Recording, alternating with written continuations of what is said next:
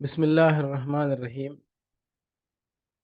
آخرت کو نہ ماننے والے وہی ہیں جو راہ راست سے ہٹ کر چلنا چاہتے ہیں۔ تفہیم القرآن جلد سوم، صفحہ 292 293، سورہ مومنون آیت 74۔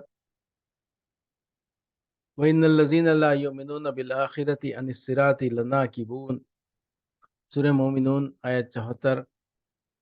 تو ان کو سیدھے راستے کی طرف بلا رہا ہے، مگر جو لوگ آخرت کو نہیں مانتے وہ راہ راست سے ہٹ کر چلنا چاہتے ہیں۔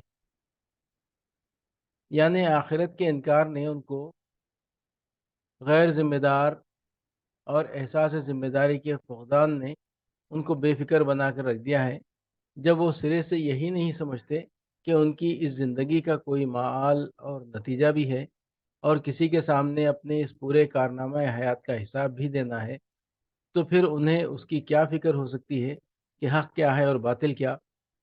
جانوروں کی طرح ان کی بھی غایت مقصود بس یہ ہے کہ ضروریات نفس و جسم خوب اچھی طرح پوری ہوتی رہیں۔ یہ مقصود حاصل ہو تو پھر حق و باطل کی بحث ان کے لیے محض لایانی ہے،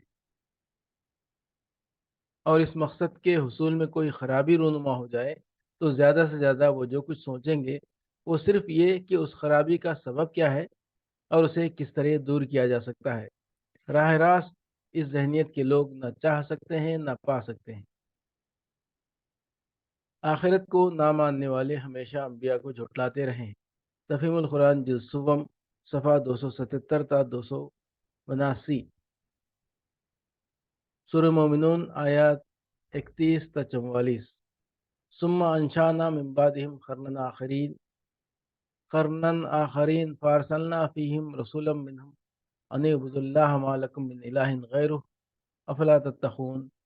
وقال الملأ من قومه الذين كفروا وكذبوا بلقاء الآخرة وأترفناهم في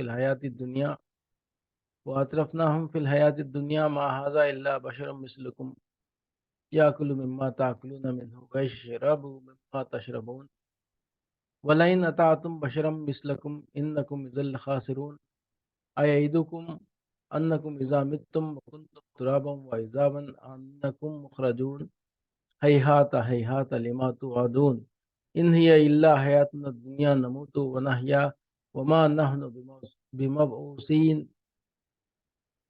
إن هو إلا رجل افترى على الله كذبا وما نحن له بمؤمنين قال رب انصرني بما كذبون قال أما قليل ليصبحن نادمين فأخذتهم الصيحة بالحق فجعلناهم غثاء فبعدا للقوم الظالمين ثم أنشأنا من بعدهم قرونا آخرين ما تسبق من أمة أجلها وما يستأخرون ثم أرسلنا رسلنا تترى كلما جاء أمة رسولها كذبوه وأتبعنا بعضهم بعضا وجعلناهم أحاديث فبعدا لقوم لا يؤمنون۔ سورہ مومنون آیات 31 تا 44۔ ان کے بعد ہم نے ایک دوسرے دور کی قوم اٹھائی، پھر ان میں خود انہی کی قوم کا ایک رسول بھیجا جس نے انہیں دعوت دی کہ اللہ کی بندگی کرو، تمہارے لیے اس کے سوا کوئی معبود نہیں ہے، کیا تم ڈرتے نہیں ہو؟ اس کی قوم کے جن سرداروں نے ماننے سے انکار کیا اور آخرت کی پیشی کو جھٹلایا، جن کو ہم نے دنیا کی زندگی میں آسودہ کر رکھا تھا، وہ کہنے لگے یہ شخص کچھ نہیں ہے مگر ایک بشر تم ہی جیسا، جو کچھ تم کھاتے ہو وہی یہ کھاتا ہے اور جو کچھ تم پیتے ہو وہی یہ پیتا ہے۔ اب اگر تم اپنے ہی جیسے ایک بشر کی اطاعت قبول کر لی تو گھاٹے ہی میں رہے۔ یہ تمہیں اطلاع دیتا ہے کہ جب تم مر کر مٹی ہو جاؤ گے اور ہڈیوں کا پنجر بن کر رہ جاؤ گے، اس وقت تم خبروں سے نکالے جاؤ گے۔ بعید، بالکل بعید ہے یہ وعدہ جو تم سے کیا جا رہا ہے۔ زندگی کچھ نہیں ہے مگر بس یہی دنیا کی زندگی، یہی ہم کو مرنا اور جینا ہے، اور ہم ہرگز اٹھائے جانے والے نہیں ہیں۔ یہ شخص خدا کے نام پر محض جھوٹ گھڑ رہا ہے اور ہم کبھی اس کی ماننے والے نہیں ہیں۔ رسول نے کہا پروردگار، ان لوگوں نے جو میری تکذیب کی ہے اس پر تو ہی میری نصرت فرما۔ جواب میں ارشاد ہوا، قریب ہے وہ وقت جب یہ اپنے کیے پر پچھتائیں گے، آخر کار ٹھیک حق کے مطابق ایک ہنگامہ عظیم نے ان کو آ لیا۔ اور ہم نے ان کو کچرا بنا کر پھینک دیا، دور ہو ظالم قوم۔ اس کے بعد ان کے بعد ہم نے ایک دوسرے دور کی قوم اٹھائی۔ بعض لوگوں نے اس سے مراد قوم سمود لی ہے، کیونکہ آگے چل کر ذکر آ رہا ہے کہ یہ قوم صیحہ کے عذاب سے تباہ کی گئی، اور دوسرے مقامات پر قرآن میں بتایا گیا ہے کہ سمود وہ قوم ہے جن پر یہ عذاب آیا۔ سورہ ہود 67، الحجر 83، القمر 31۔ بعض دوسرے لوگ کہتے ہیں کہ یہ ذکر دراصل قومیات کا ہے، کیونکہ قرآن کی روح سے قوم نوح کے بعد یہی قوم اٹھائی گئی تھی۔ وَاذْكُرُوا إِذْ جَعَلَكُمْ خُلَفَاءَ مِن بَعْدِ قَوْمِ نوح، سورہ اعراف آیت 69۔ صحیح بات یہی دوسری معلوم ہوتی ہے، کیونکہ قوم نوح کے بعد کا اشارہ اسی طرف رہنمائی کرتا ہے۔ رہا صیحہ، چیخ، آوازہ، شور، ہنگامہ عظیم، تو محض اس کی مناسبت اس قوم کو سمود قرار دینے کے لیے کافی نہیں، اس لیے کہ یہ لفظ جس طرح اس آواز تند کے لیے استعمال ہوتا ہے جو ہلاکت عام کی موجب ہو، اسی طرح اس شور و ہنگامے کے لیے بھی استعمال ہوتا ہے جو ہلاکت عام کے وقت برپا ہوا کرتا ہے، خواہ سبب ہلاکت کچھ بھی ہو، جن کو ہم نے دنیا کی زندگی میں آسودہ کر رکھا تھا۔ یہ خصوصیات لائق غور ہیں۔ پیغمبر کی مخالفت کے لیے اٹھنے والے اصل لوگ وہ تھے جنہیں قوم کی سرداری حاصل تھی۔ ان سب کی مشترک گمراہی یہ تھی کہ وہ آخرت کے منکر تھے، اس لیے خدا کے سامنے کسی ذمہ داری و جواب دہی کا انہیں اندیشہ نہ تھا، اور اسی لیے وہ دنیا کی زندگی پر فریفتہ تھے، اور مادی فلاح و بہبود سے بلند تر کسی قدر کے قائل نہ تھے۔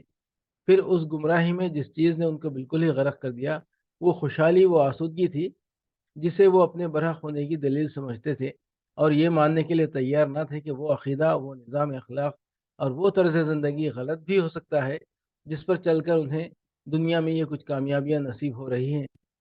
انسانی تاریخ بار بار اس حقیقت کو دہراتی رہی ہے کہ دعوت حق کی مخالفت کرنے والے ہمیشہ انہی تین خصوصیات کے حامل لوگ ہوئے ہیں، اور یہی اس وقت کا منظر بھی تھا جب نبی صلی اللہ علیہ وسلم مکے میں اصلاح کی صحیح فرما رہے تھے۔ اب اگر تم نے اپنے ہی جیسے ایک بشر کی اطاعت قبول کر لی تو تم گھاٹے ہی میں رہے۔ بعض لوگوں نے غلط سمجھا ہے کہ یہ باتیں وہ لوگ آپس میں ایک دوسرے سے کرتے تھے، نہیں، یہ خطاب دراصل عوام الناس سے تھا۔ سرداران قوم کو جب خطرہ ہوا کہ عوام پیغمبر کی پاکیزہ شخصیت اور دل لگتی باتوں سے متاثر ہو جائیں گے، اور ان کے متاثر ہو جانے کے بعد ہماری سرداری پھر کس پر چلے گی، تو انہوں نے یہ تقریریں کر کر کے عام لوگوں کو بہکانا شروع کیا۔ یہ اسی معاملے کا ایک دوسرا پہلو ہے جو اوپر سرداران قوم نوح کے ذکر میں بیان ہوا تھا۔ وہ کہتے تھے کہ خدا کی طرف سے پیغمبری کچھ نہیں ہے، محض اقتدار کی بھوک ہے جو اس شخص سے یہ باتیں کرا رہی ہے۔ یہ فرماتے ہیں کہ بھائیو ذرا غور تو کرو کہ آخر یہ شخص تم سے کس چیز میں مختلف ہے؟ ویسا ہی گوشت پوست کا آدمی ہے جیسے تم ہو، کوئی فرق اس میں اور تم میں نہیں ہے، پھر کیوں یہ بڑا بنے اور تم اس کے فرمان کی اطاعت کرو؟ ان تقریروں میں یہ بات گویا بلا نزاع تسلیم شدہ تھی کہ ہم جو تمہارے سردار ہیں تو ہمیں تو ہونا ہی چاہیے، ہمارے گوشت پوست اور کھانے پینے کی نوعیت کی طرف دیکھنے کا سوال پیدا نہیں ہوتا۔ زیر بحث ہماری سرداری نہیں ہے، کیونکہ وہ تو آپ سے آپ قائم اور مسلم ہے، البتہ زیر بحث یہ نئی سرداری ہے جو اب قائم ہوتی نظر آ رہی ہے۔ اس طرح ان لوگوں کی بات سرداران قوم نوح کی بات سے کچھ زیادہ مختلف نہ تھی، جن کو جن کے نزدیک قابل الزام اگر کوئی چیز تھی تو وہ اقتدار کی بھوک تھی جو کسی نئے آنے والے کے اندر محسوس ہو یا جس کے ہونے کا شبہ کیا جا سکے۔ رہا ان کا پیٹ تو وہ سمجھتے تھے کہ اقتدار بہرحال ان کی فطری خوراک ہے، جس سے اگر وہ بدہضمی کی حد تک بھی بھر جائے تو قابل اعتراض نہیں۔